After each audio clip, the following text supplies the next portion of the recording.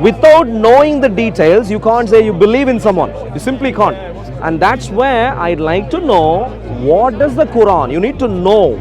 Don't tell me you believe in Muhammad or the Quran. I'd like to know what you know about the Muhammad or the Quran. You asked me, and I said before, I don't know much about him. In something that you don't know, you can't believe in, can you? No, not necessarily. Okay. How can you believe in something you don't know? Later artifacts give you a different story. And the story that you follow is the latest story.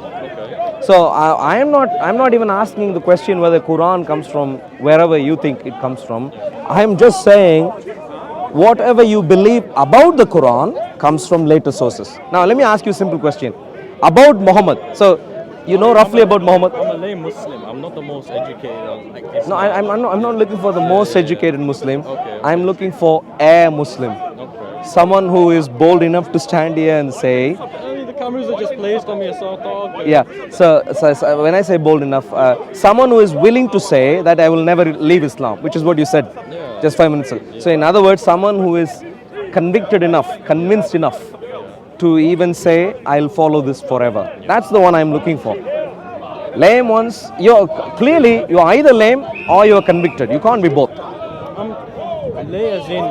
Lame. I'm not the most knowledgeable on my religion in terms of I don't know everything like, let's say, people who are scholarly or Muhammad Hijab, or maybe people who have like certain education in different criterias. But I consume content like this. I do view it. I come to my own conclusions based on what I view.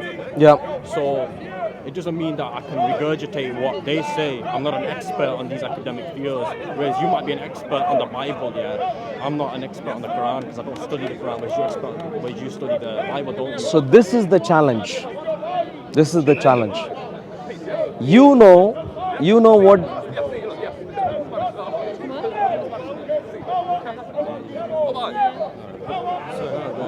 So for someone who doesn't know enough to be able to discuss, you know what your disposition should be in relation to following the religion.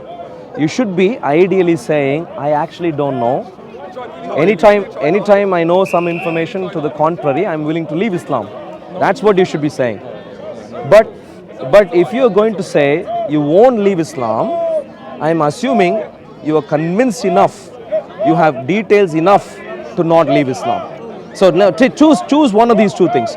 Do you know enough to take a lifelong decision, or don't you? Yeah, I know enough, but it doesn't mean I know enough in terms of to regurgitate into a discussion. Like, whereas you have practice in terms of debating. This is my first time. No, but if you right now, with all the information you know, are you going to say you will never leave Islam? Is that what you're going to say? Yeah, okay, so right now, with all the information you have. No matter what you present, no matter what anyone presents, I'll never leave. Yeah, so right now, with all the information you have. Well, always. Yeah, so the question is, right now, the same person that I'm speaking to right now, who doesn't want to leave Islam, I'm assuming you have enough information to be convinced not to leave Islam. Forget about the information you can't present today. I'm only talking about what you can present today. So present to me, based on that, speak to me, please. And then my question is, how do you know anything about Muhammad? Historical Muhammad. Here's the thing, I know based on what other people say, scholarly opinions, things like this. Doesn't mean that I know everything you do. You look into the hadith, you read the hadith. I'm not asking you if you know everything. But you ask I'm asking you what you know. Specifics. Get to the specifics. What do you know about Muhammad? He was the last messenger. On what basis do you consider that the person called Muhammad was considered the last messenger? On what basis are you saying that? Because in the Quran it says so. So the Quran says that Muhammad is the last messenger. Which portion of the Quran says the Muhammad so who is the Muhammad you have in your mind when you say that he is the last messenger? The one that's mentioned in the Quran, there's no other Muhammad. There is very little mention about Muhammad in the Quran. I don't know if you're aware of that. Very there are only 4 verses which even uses the name Muhammad. And even in those 4 places, it's not clear whether it uses that as a name or as a title. It's not clear. Only four references. And I'd like to understand from you, one second. I'd like to understand from you, My challenge to you would be, based on those 4 references, details in those 4 places, you simply cannot construct the historical person of Muhammad. You simply can't. Okay. So I'd like to know from you, on what basis do you construct the person, the historical person? Where do you construct the idea of the historical person of Muhammad from? Like I said, the Quran. Even if In the you mention Quran, it's only 4. It Which doesn't one? matter if it's only 4, it's still So- mentioned. Because I believe it's the word of God. No, what do you get from the Quran? Please tell me. What I haven't read specific? the Quran in a while. Like I said, I'm a bit of a lay Muslim. I haven't read it in a while, but I still believe it. No, wait a second. Okay. Hey, okay, how are you doing? Good to see you. It's like, for example... Let me ask you a simple question. let me Do you believe in the person who is standing behind you? Don't turn around. Without turning around, do you believe in the person standing behind you? What do you mean by that? Well, exactly. I'm asking you. Please answer my question. Is that question answerable? Can you There is answer? a person behind me, yeah. No, I'm asking you a question. Answer my question. I'm not asking if there is a person behind you. I'm asking you, do you believe in the person who is standing behind you? That's like, what kind of question is that? Why is that a silly question or what? Yeah, a bit of an insensitive question. Why? Because you're asking me whether I believe in a person behind me. It's Yeah. like, well, whether I do or not has got nothing to do with my No, religion. you're now beating around the bush. No, you're The being simple point is, you simply cannot answer the question whether you believe in the person behind you. You know why? Because you don't even know who is behind you. That's the simple answer. I can just turn around. Well, you can, but before you turn around, you don't even know who is standing behind you. In other words, without knowing the details, you can't say you believe in someone. You simply can't. And that's where I'd like to know, what does the Quran? You need to know. Don't tell me you believe in Muhammad or the Quran. I'd like to know what you know about the Muhammad or the You Quran. asked me, and I said before, I don't know much about him. In something that you don't know, you can't believe in, can you? No, not necessarily. Okay, How can you believe in something you don't know? I never said I don't know it. I said I don't have enough knowledge on it. So how much knowledge you have? Tell me what you have. When I say I'm a lay Muslim, it doesn't mean that I don't know nothing about my religion. I know enough. I consume enough content to where I know if any questions need be, I need to ask. I go to the correct places, correct scholarly opinions. My Anywhere dear that needs- friend, what's your name? Billy. Billy, I'm asking you a simple question. You're giving me the same statement over and over again. I'm asking you a simple question. I'm not asking you if you know all of the Quran. I'm not asking you. Listen to me, Billy, please. I am. I'm not asking you if you know all about the Quran. I'm asking you, do you know some things about the Quran? Especially, do you know some things about the Muhammad of the Quran? That's what I'm asking you. I'm saying I know some things, but some things. Please are tell me out of what you mind. know. But you're asking me my knowledge. Exactly. But I said to you, I don't have enough knowledge to present. I'm not it to asking you if you have enough. I'm asking you what you have. We're asking you what I have. I said Exactly, to which is not the same as enough. I am not making a qualitative judgment of whether you know enough or not. if I don't- I'd like to know if you know anything at all or not. What do you know about Muhammad or the Quran? He's the last messenger. No, but about the what details do you glean from the Quran? Just that? Like I said, I haven't read it in a while, so I can't recall it. I can't recall much. How can I recall and say stuff to you if I haven't gone to the text in a In while? other words, you don't know that today. Yeah, today I don't know it. Today. So what you don't know, you can't believe in. No, I still believe in it, even if I don't know it. What I kind don't of know. what, is that called I- I- brainwashing? What You- you don't, for example, what do you know? For example, let me ask. If this conversation you're interrogating me about Islam, if you want a conversation, it goes two ways, yeah? Two what? Two ways. It's a conversation. Conversation is Absolutely. two ways. But you're interrogating me. Yeah. Yeah. That's not a conversation. That's an interrogation. You come with me. You come with an agenda towards me, saying I can't believe in something if I don't know enough. Yeah, that's a simple point. No, whether no, whether no, no, whether wait, I'm interrogating you or not, the point I've made is still a logically valid point.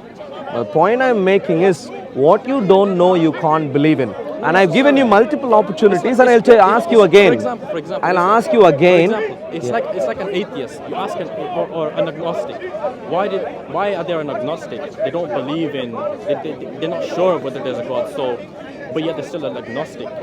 So how can you sit there and say, oh, they shouldn't believe in what they believe in because they don't know So what it is. if your point is there could be unreasonable agnostics also, if that is your point, I don't know how that saves you.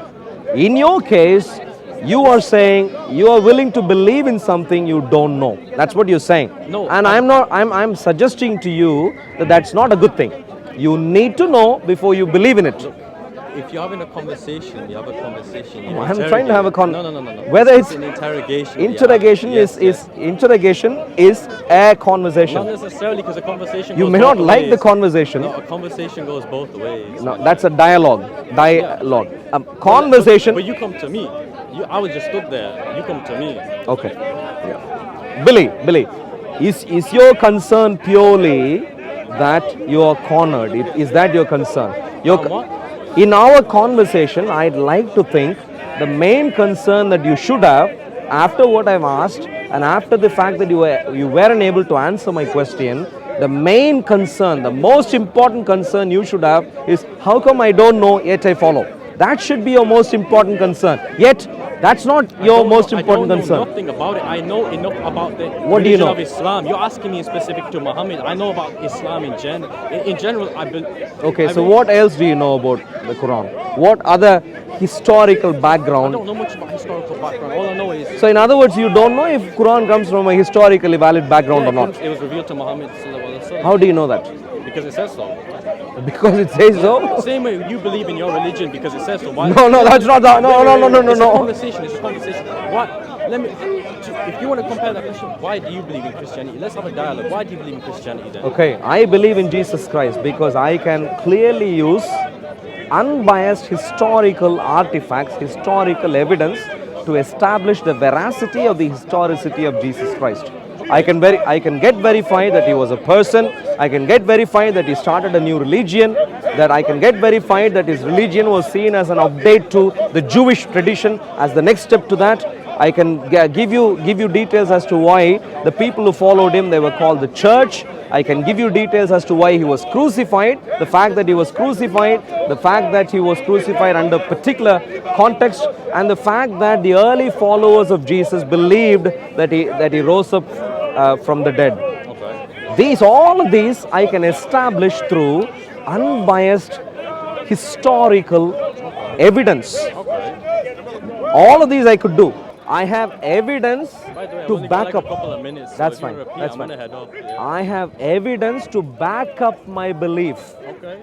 I have evidence. Yeah. I can provide unbiased historical evidence.